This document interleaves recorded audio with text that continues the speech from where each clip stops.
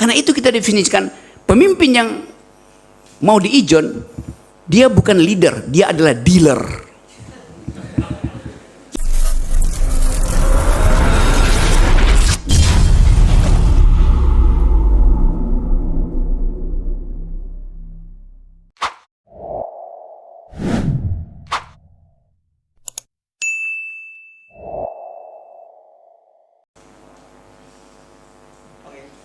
Oke.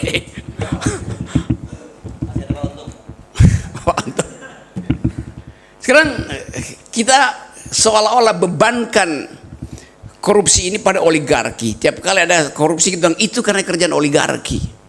Loh, korupsi dua pihak tadi yang bahkan disebut dalam ayat suci itu. Yang memberi dan yang menerima. Oligarki memberi pada rakyat, mengambil dari rakyat, enggak. Apakah oligarki menyogok saudara-saudara? Tidak. Oligarki menyogok kebijakan di istana. Kita dapat impact-nya. Kalau kita belajar tentang apa yang disebut the power of economics, kekuatan ekonomi apa sebetulnya? Pertama, ekonomi itu mampu untuk menghukum seseorang atau satu lembaga. Sama seperti sekarang ada perang di Ukraina.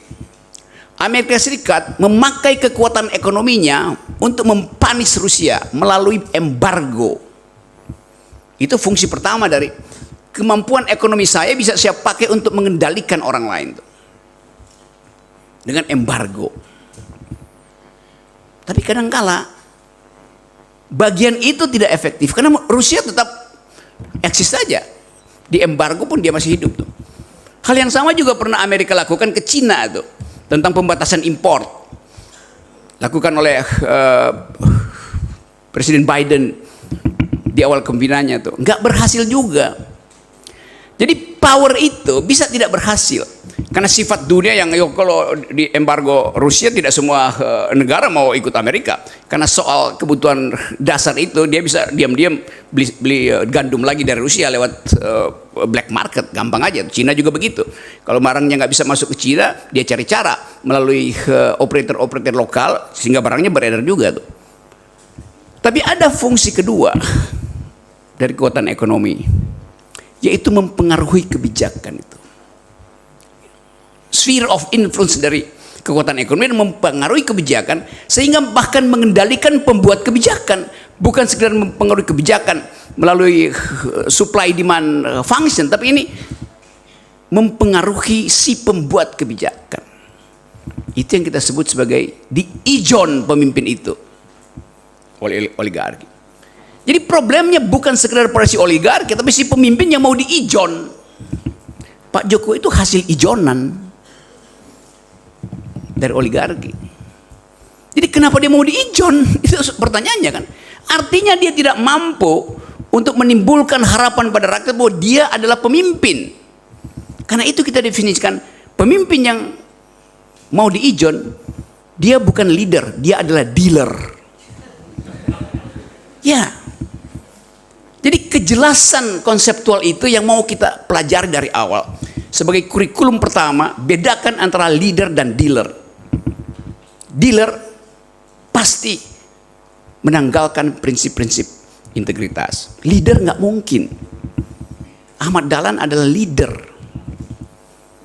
Komisaris-komisaris BUMN dari IMM adalah dealer.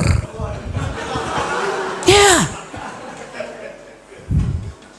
Saya nggak bakal kena delik karena saya ucapkan di forum akademis. Jadi teman-teman semua, kita hidup di dalam kawasan para dealer yang tadi disebut Pak Busro. Kita hidup di dalam perbudakan para dealer. Bung Karno memimpin sebagai leader, tapi PDIP isinya dealer semua. Bayangkan ya Pak, ya Marun Masuki adalah dealer. Yang sekarang saudara Mardani Maming adalah juga dealer. Jadi itu intinya, di mana persembunyian para dealer itu, di situ kita lakukan pendidikan politik. Kalau masih bisa berubah.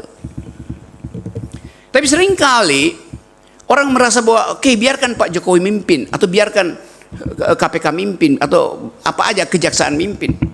Di dalam tingkat tertentu, korupsi itu tidak bisa lagi dibenahi dari dalam.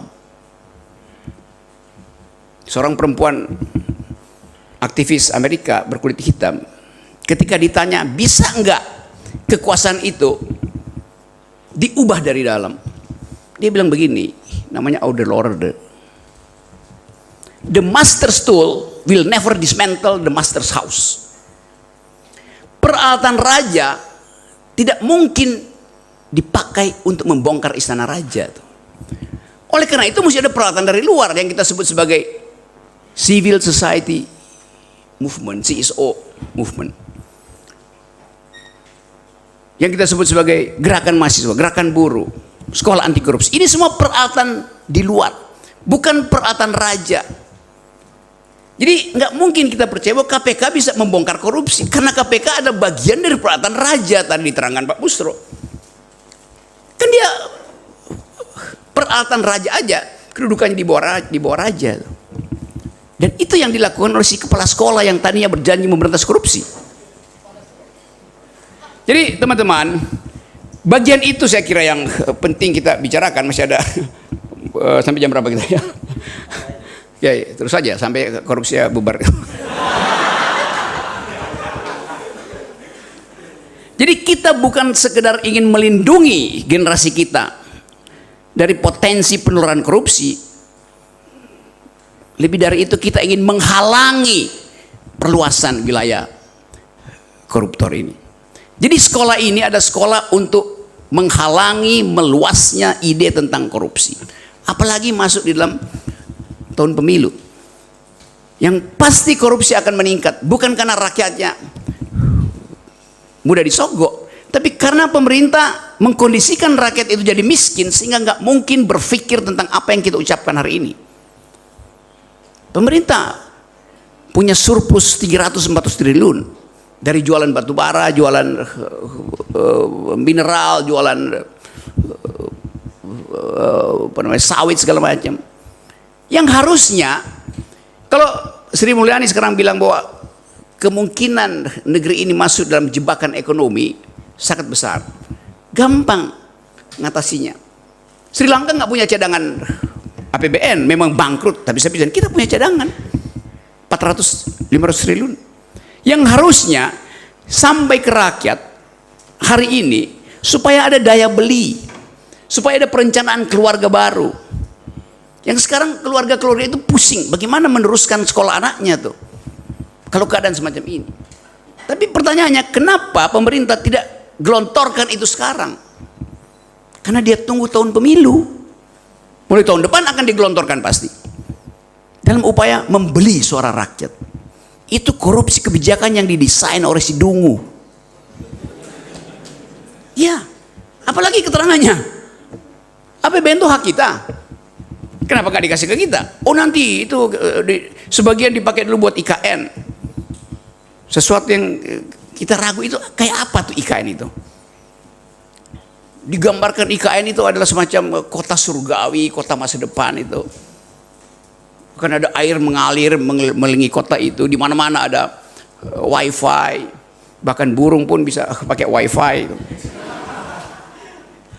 Ada kicau burung di situ. Kalau kita yang mana? Kan Pak Jokowi bilang bagus akan. Ya di mana Anda lihat bagusnya? Di laptopnya Pak Jokowi.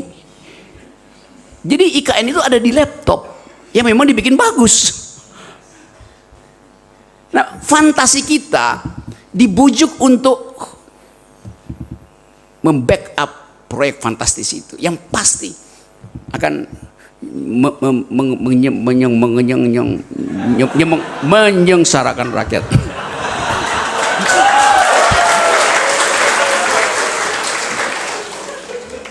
Tetapi perlawanan pun terjadi.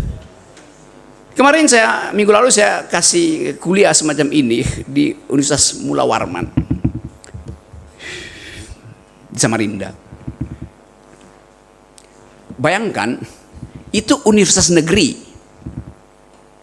Tapi akhirnya Karena desakan mahasiswa, rektornya izinkan saya diundang ke situ. Yang biasanya nggak ada itu tuh. Kalau urusan negeri udah Rocky Gerung dicoret, FNN dicoret, Busra Mukodasi dicoret. Tetapi saya mendeteksi bahwa ada perubahan cara berpikir itu. Mungkin Pak Rektor Mula Warman tahu bahwa saya pasti akan kasih kritik. Tapi sebagai akademisi dia tahu bahwa kritik saya itu tidak ada pretensi kekuasaan karena saya ucapkan di forum akademik. Akhirnya saya ngomong di situ. Dosen ada di situ dan merasa oke, tersalurkan hasrat untuk beroposisi. Yang selama ini nggak mungkin diucapkan. Karena kalau diucapkan pasti kumnya itu turun. Bayangkan misalnya Pak Rektor Mula Warman mengambil risiko karena universitas itu dapat proyek, pasti dapat proyek dari pemerintah untuk membenarkan IKN yang ada di wilayah itu, membenarkan AMDALnya tuh. Yang sering saya kritik, keputusan politik udah dibuat baru AMDALnya disusulkan, kan ya dungulah. Kan dalam soal lingkungan AMDAL harus dibuat dulu baru jadi keputusan politik. Ini terbalik. Udah diputuskan baru Pak Jokowi minta oke, tolong bikin AMDAL. AMDAL buat apa? Ya pasti buat mendukung, bukan untuk membuat kritik. Padahal kita belajar ilmu lingkungan di mana seluruh dunia AMDAL itu harus di depan. Karena AMDAL adalah upaya untuk menghalangi semua proyek yang bersifat merusak lingkungan. Kalau dia lolos, nah itu artinya AMDAL-nya betul-betul bagus. Jadi dari segi proses pembuatan kebijakan udah koruptif. AMDAL dibuat belakangan itu udah koruptif.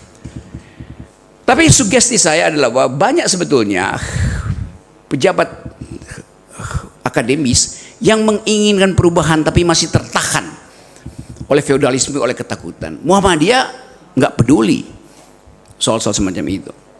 Jadi sekali lagi ini sekolah yang bagus karena didasari oleh satu pikiran.